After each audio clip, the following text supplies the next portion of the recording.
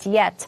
So it is all a triple whammy. First, we're still paying more for everything. Second, our savings took a big hit today. And third, if we want to then borrow money to buy a car, a house, or just pay our credit cards, we're still paying extremely high interest rates. And none of that looks like it's changing anytime soon. Bidenomics at work, perhaps. Joining me now, Democratic strategist, talk radio host Robert Patillo. He's also running against the Fulton County, Georgia judge, Scott McAfee, who, of course, is making headlines because he's overseeing the Trump election interference trial. Robert, welcome in. We also have Republican strategist Eric Mitchell. Hi, guys.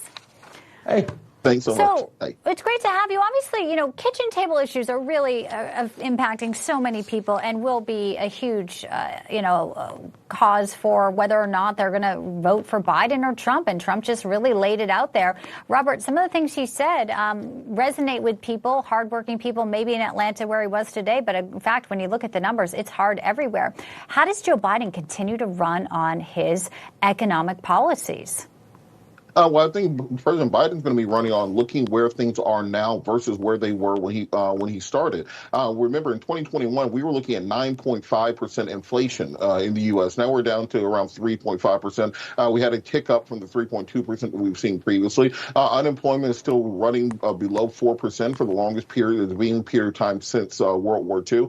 We're seeing year-over-year economic growth happening. We've avoided the recession that has been predicted by the bankers for the last 3 or 4 years. And if you compare America's economy to the rest of the G20 economies, for example, we are outperforming every single economy. We're outperforming the entirety of Europe as a whole. So I think Joe Biden has a strong economic message to tell people, but also that we need to finish the fight and make sure we're handling those kitchen table issues. Let me let Eric jump in on that, because obviously the Federal Reserve Chair, Jerome Powell, speaking last week, had talked about immigration, and that may be why the economy outperformed expectations. And he made some comments that immigration actually explains why we've been asking ourselves, which is how the economy have grown over 3% in a year, while almost every outside economist was forecasting a recession.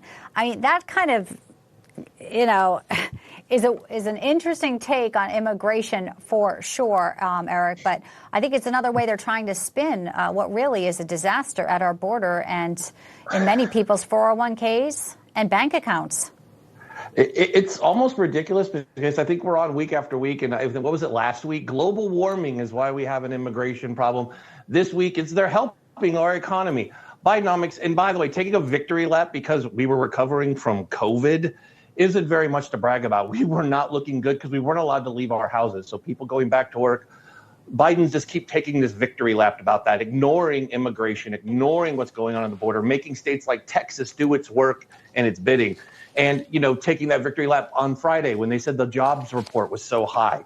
Really? Those were mostly part-time jobs, and none of them were in the small business sector. They were in schools like universities and healthcare, none in manufacturing, none in blue collar.